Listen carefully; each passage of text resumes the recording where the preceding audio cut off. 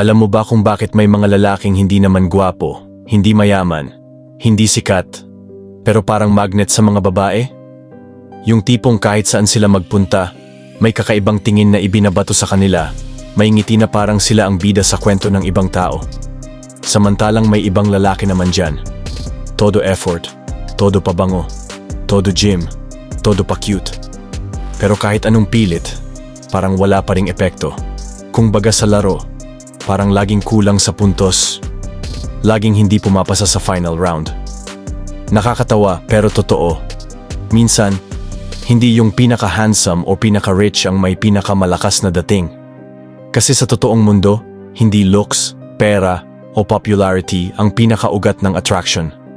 May mas malalim pa. At yun, madalas, hindi napapansin ng karamihan. At kung hindi mo to alam, baka ikaw yung tipong lalaki na laging nasa trying hard mode. Pero wala pa ring solid na resulta. Kaya tanungin mo ang sarili mo, bakit sila hinahabol? At ikaw, parang laging ikaw ang naghahabol. Simple lang. Kasi may tinataglay sila na hindi mo pa nabubuo. Hindi ito basta-bastang charm. Hindi lang ito confidence. At hindi lang ito pagiging mabait. Ito ay isang kombinasyon ng presensya, mindset, at enerhiya na ramdam ng tao kahit walang sinasabi. Yung aura na kapag pumasok ka sa isang kwarto, mararamdaman ng lahat kahit wala kang ginagawa. At ito ang pinaka-crucial na parte. Hindi ito natutunan sa isang linggo lang. Hindi rin ito makukuha sa forma lang o sa bagong haircut. Ito ay dahan-dahang nahuhubog sa paraan ng pagdadala mo sa sarili mo, kung paano ka mag-isip, at kung paano mo binibitawan ang bawat kilos at salita. Kung napapansin mong madalas ikaw ang gumagawa ng lahat ng paraan para mapansin, habang may ibang lalaki na parang effortless lang pero sila ang nauuna sa finish line, malamang ito ang missing piece mo. At sa video na to, ibabahagi ko sa iyo ang mga sikreto kung paano mo mababago yan. Hindi lang para mapansin ka, kundi para hindi ka makalimutan. Kaya kung sawa ka na sa kakatry ng iba't ibang diskarte na parang walang epekto, kung gusto mong matutunan kung paano maging isang lalaking may dating na hindi peke at hindi pilit, manatili ka hanggang huli. Dahil sa susunod na mga minuto, ibubunyag ko sa iyo ang mga prinsipyo at galawan na ginagamit ng mga lalaking hindi naghahabol. Pero sila ang hinahabol. At kapag na-apply mo to sa buhay mo, hindi lang babae ang maa-attract mo, kundi respeto ng mga tao sa paligid mo. Handa ka na? Let's go! Ito ang hindi napapansin ng karamihan. Ang mga lalaking pinakahinahangaan, pinakanaalala, at pinakahinahabol. Hindi sila yung tipong laging nandyan para maghabol. Hindi sila yung todo effort para lang mapansin. At lalong hindi sila yung gumigising araw-araw para isipin kung paano sila makakakuha ng validation mula sa babae. Hindi.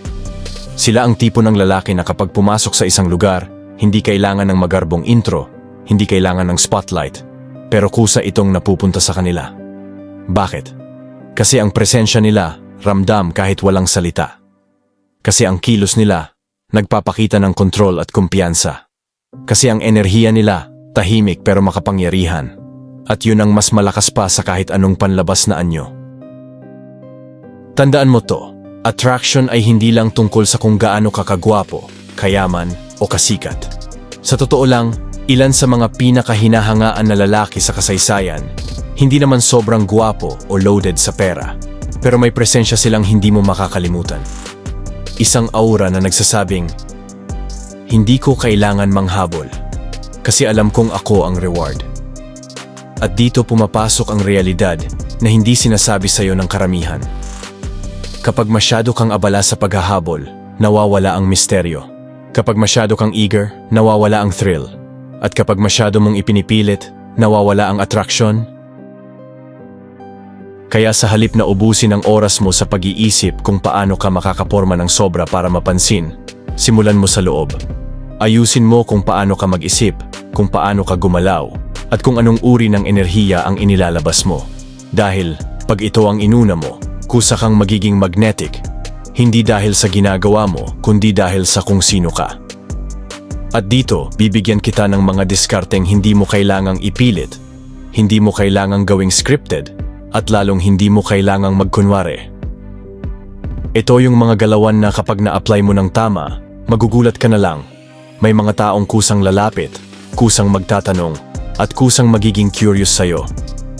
Hindi dahil pinilit mo silang magustuhan ka, kundi dahil naramdaman nila na may kakaiba sa'yo na hindi nila basta-basta makikita sa iba. Sa mga susunod na minuto, ilalatag ko sa'yo step by step kung paano mo mabubuo yung presensya, kilos, at enerhiya ng isang lalaking hindi lang basta napapansin, kundi lalaking mahirap makalimutan. At kapag nakasanayan mo to, hindi mo na kailangan pang manghabol dahil kusa silang hahabol sa'yo. Number 1, mag-invest sa sarili mo bago mo isipin kung paano mo maa-attract ang iba. Unahin mo muna kung paano mo maa-attract ang sarili mo. Dahil ito ang hindi alam ng maraming lalaki. Kung hindi ka bilib sa sarili mo, kahit anong diskarte ang gawin mo, mababasa yan ng tao. At kung hindi mo kayang paniwalaan na ikaw ay isang taong karapat-dapat hangaan, paano mo aasahan na maniniwala ang iba? Hindi mo kailangan maging model na parang pang-magazine cover. Hindi mo rin kailangang magkaroon ng six-pack abs o mamahaling kotse para maging kaakit-akit. Pero kailangan mong ayusin ang sarili mo, mula ulo hanggang paa, mula katawan hanggang isipan. Kasi ang isang lalaking marunong mag-alaga sa sarili niya, automatic, nagpapadala ng mensahe sa mundo na, alam ko ang halaga ko at hindi ako basta-basta. Simulan natin sa physical. Malinis ka ba tignan? Maayos ba ang pananamit mo kahit simpleng shirt at jeans lang? May posture ka bang nagsasabing may kumpiyansa ka sa sarili? O laging nakayuko, parang pasan ang buong mundo? Kahit hindi ka gwapo, kapag malinis ka, mabango ka, at may maayos na tindig, biglang tumataas ang tingin ng tao sa'yo. Kasi hygiene at posture, yan ang universal language ng respeto sa sarili. Pabango pa lang, panalo ka na. Isang whiff ng signature scent mo at instantly, naiiba ang presence mo. Pero tandaan, hindi lang panlabas ang labanan. Kahit anong ganda ng forma mo, kung bagsak ang mindset mo, halata yan sa kilos mo. Kasi ang tunay na confidence, hindi nanggagaling sa damit na suot mo. Nanggagaling yan sa paniniwala mo na may value ka, kahit wala kang special effects. Ito ang energy ng self-respect at control. Kapag may disiplina ka sa katawan, ayos ang pananamit mo, at malinaw ang direksyon mo sa buhay, nararamdaman ng tao na hawak mo ang manibela ng sarili mong mundo. At sa psychology ng attraction, yun ang magnetic. Hindi ito dahil sa status lang, kundi dahil sa signal na pinapadala mo na kaya mong pangalagaan ang sarili mo. At kung kaya mong alagaan ang sarili mo, mas naniniwala ang iba na kaya mong alagaan at pahalagahan din sila. Kaya bago mo isipin kung paano mo mapapawaw ang iba, tanungin mo muna, kung makikilala ko ang sarili ko bilang ibang tao, maa-attract ba ako? Kung hindi, ibig sabihin, ito na ang oras para mag-invest sa sarili mo. Hindi bukas. Ngayon. Number 2. Magpakita ng mystery. Alam mo ba kung bakit may mga lalaki na kahit hindi masyadong nagsasalita, parang laging may gustong alamin sa kanila ang mga babae? Ito ang sikreto. Mystery. Kung sa unang kita pa lang ay ibinuhos mo na lahat ng kwento mo, parang nabasa na niya ang buong libro mo sa isang upuan. Wala nang dahilan para balikan, wala nang excitement para alamin pa ang susunod na kabanata. Pero kung marunong kang magtira ng puwang, kung marunong kang magpabitin, doon ka nagiging intriguing.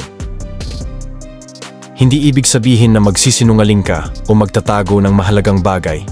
Ibig sabihin lang, huwag mong ilatag lahat ng detalye ng buhay mo agad-agad. Halimbawa, sa halip na ikwento mo ng buo ang isang achievement mo, pwede mong banggitin ng pahapyaw. May mga projects akong ginagawa lately na talagang challenging, pero nakakatuwa. At doon ka titigil. Ito ang tinatawag na curiosity loop sa psychology. Kapag nabitin ang tao, natural na hinahanap ng utak niya ang sagot. Mas lalo siyang magiging invested para makilala ka. Kung masyado kang predictable, mabilis kang mababasa. Pero kung may lalim ka at may mga aspeto ng buhay mo na unti-unti lang lumalabas, mas lalo kang magiging kapanapanabik. Sa madaling salita, ang misteryo ay hindi pagiging tahimik lang. Ito ay ang sining ng tamang timing at tamang pagbibigay ng impormasyon. Sa ganitong paraan, Ikaw ang nagkokontrol ng pacing ng connection at hindi ka basta nauubos sa unang pagkikita. At tandaan, kapag siya mismo ang nag-iinisyatibong magtanong at maghanap ng sagot, ibig sabihin hooked na siya sa'yo. Number 3, panatilihing chill at kalmado. Isipin mo ito, kapag pumasok ka sa isang kwarto at ramdam ng lahat na kalmado ka, parang wala kang kailangan patunayan. Iyon ang tunay na confidence. Hindi ka nagmamadali, hindi ka nagpapakitang gilas, at lalong hindi ka nagmakaawa ng atensyon. Maraming lalaki ang nagkakamali dito. Kapag gusto nila ang isang babae, bigla silang nagiging sobrang eager, reply agad sa lahat ng message, over the top sa pagbibigay ng compliments, o lagi na lang available. Sa mata ng babae, nawawala ang mystery at value mo kapag masyado kang available. Ang tunay na masculine energy ay nakikita sa emotional control. Yung tipong, kahit may nangyayaring maganda o masama sa paligid, steady ka lang. Hindi ka reactive, hindi ka natataranta. May tiwala ka na kung talagang interesado siya, lalapit siya. Sabihin mo sa sarili mo, hindi ko kailangan manghabol. Kung para sa akin, kusa siyang darating. Ito ang mindset ng mga lalaking hindi madaling basahin at mas lalo tuloy silang nagiging interesting. Dito pumapasok ang presence over performance. Hindi mo kailangang magpatawa ng sobra, magkwento ng epic adventures, o mag-overshare para lang mapansin. Minsan, sapat na yung tahimik pero confident ka, eye contact na steady, at body language na nagsasabing, I'm in control. At tandaan mo, the power of letting her come to you ay parang magnet. Habang mas pinapakita mong fulfilled ka sa sarili mo at hindi dependent sa kanya para maging masaya, mas siya mismo ang mag-iinit na makuha ang oras at atensyon mo. Number 4, magbigay ng tamang atensyon. Ito ang isa sa pinaka-na-misunderstand na parte ng attraction. Hindi ibig sabihin na kapag gusto mo siya, ibibigay mo lahat ng oras at lakas mo sa kanya. Sa katunayan, kapag laging ikaw ang available, nawawala ang thrill, nawawala ang excitement. Kung may isang palabas sa TV na araw-araw at buong araw mo pwedeng panoorin, eventually, mawawala ang thrill. Pero kung may schedule lang siya at limited ang access, mas pinapahalagahan mo ito. Ganon din sa attention. Kapag may scarcity, tumataas ang value. Bigyan mo siya ng tamang atensyon. Kapag magkasama kayo, mag-focus ka. Ipakita mong interesado ka sa kanya, pero pagkatapos noon, bumalik ka sa buhay mo.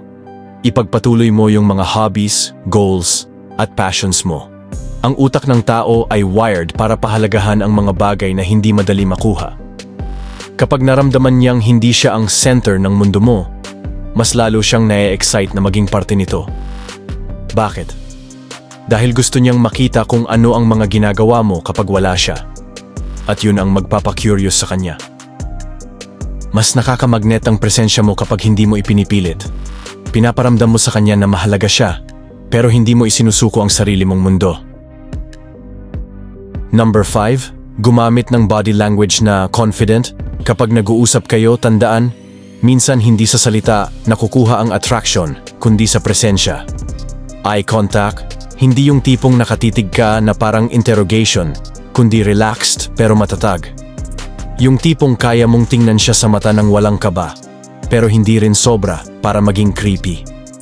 Kapag ganito ang tingin mo, may mensaheng ipinapadala. Kalmado ako, kontrolado ko ang sarili ko, at komportable ako sa'yo. Posture. Lagi mong tandaan ang katawan mong nakayuko, balikat pababa, at parang laging nahihiya, ay nagpapadala ng signal ng insecurity. Ang gusto mo ay upright, open, at relaxed. Balikat nakataas ng natural, dibdib bahagyang nakaangat. At mga kamay hindi nakasuksok o nakapulupot. Ipinapakita nito na wala kang tinatago at komportable ka sa sitwasyon. Movements. Iwasan ang sobrang mabilis o hindi mapakaling kilos. Kapag galaw ka ng galaw, nagkakamot o parang hindi mapakali, makikita agad na kinakabahan ka. Composed at may control ang bawat galaw. Mabagal pero sigurado. Deliberate pero hindi matigas. Kumbaga, hayaan mong katawan mo ang magkwento. Hindi mo kailangang magbitaw ng maraming salita para maiparating na may kumpiyansa ka sa sarili. Kahit tahimik ka, kung maayos ang body language mo, parang sinasabi na ng presensya mo. Alam ko kung sino ako at hindi ko kailangan patunayan yun sa kahit sino. Ito yung klase ng lakas na hindi maipapakita ng mga lalaking puro salita. Kasi ramdam siya, hindi lang naririnig. Number 6. Huwag matakot sa rejection. Ito ang isa sa pinakamalakas na pang-akit na hindi mo makikita agad sa surface. Ang kakayahang maging kalmado at buo kahit ma-reject ka. Maraming lalaki ang iniisip na kapag na-reject sila, tapos na ang laban. Pero sa totoo lang, rejection ay hindi end of the world. Isa lang itong feedback na hindi ka para sa kanya. At ayos lang yon. Kung kaya mong ngumiti at sabihing, "Salamat, next," imbes na magmakaawa o magtampo, ipinapakita mo na may emotional maturity ka. Ibig sabihin, hindi ka umaasa sa kanya para ma-validate ang sarili mong halaga. Sa psychology, tinatawag ito na abundance mindset. Ang paniniwalang maraming oportunidad at hindi nakasalalay sa isang tao ang iyong kaligayahan. Kapag ganito ang aura mo, mas nagiging kaakit-akit ka. Kasi sa utak ng babae, kung hindi siya desperado, ibig sabihin may ibang nagkakagusto sa kanya. At kung may ibang may gusto sa kanya, bakit hindi ko siya makita sa ganung paraan? Lalo na kung relaxed ang body language mo, steady ang boses, at wala kang bakas ng bitterness. Ipinapakita mo na hindi ka dependent sa validation niya. At yun mismo ang lalong nagpapataas ng value mo. Sa madaling salita, ang rejection ay pwedeng maging turning point ng respeto. Basta alam mong paano ito haharapin ng may dignidad. Kung babalikan natin, may 6 na diskarte na pinag-usapan natin, hindi para gawing laro ang attraction, kundi para gawing natural na extension ng kung sino ka bilang lalaki. 1. Self-investment. Kapag inuuna mo ang sarili mo, hindi mo kailangang humabol. Natural na sila ang naaakit dahil nakikita nila na may direksyon ka, may passion, at may disiplina. 2. Mystery. Hindi lahat ibinubukas mo agad. Pinaparamdam mong may mga parte sa'yo na kailangang unti-unting tuklasin. At doon nagsisimula ang intrigue at excitement. 3. Chill energy. Walang desperasyon, walang pangungulit. Pinapakita mong kontrolado mo ang emosyon mo at hindi ka madaling maapektuhan ng kung ano man ang ginagawa o iniisip ng iba. 4. Balance attention. Oo, nagbibigay ka ng atensyon pero hindi sobra. Alam mong mahalaga rin ang sarili mong mundo, kaya mas na-e-excite siya sa tuwing nandyan ka. 5. Confident body language. Kahit walang salita, nagsasalita ang katawan mo. Sa bawat kilos, tingin, at tindig, ipinaparamdam mo ang tiwala sa sarili. 6. Rejection resilience. Hindi ka natitinag kapag hindi ka pinili. Sa halip, ipinapakita mong may halaga ka at alam mong marami pang oportunidad sa mundo. Hindi mo kailangang pilitin ang attraction. Kapag maayos ka sa sarili mo, sa isip, sa katawan, at sa direksyon ng buhay mo, kusa itong dumadating. Ito ay higit pa sa pagpapa-impress sa babae. Ito ay tungkol sa pagiging lalaki na may tunay na halaga. Isang lalaki na alam ang worth niya, marunong pumili, at hindi natitinag sa kahit anong sitwasyon. Alin sa 6 na power tactics ang pinakagusto mong subukan ngayong linggo? I-share mo sa comments para matuto rin ang iba. Kung gusto mong palalimin pa ang confidence, presence at masculine energy mo, i-subscribe mo na tong channel. Click mo na rin ang notification bell para lagi kang updated sa mga next na life-changing videos natin. Sa susunod na video, ibubunyag ko ang mga silent habits ng mga lalaking hindi basta nakakalimutan ng babae, kahit gaano katagal na ang lumipas.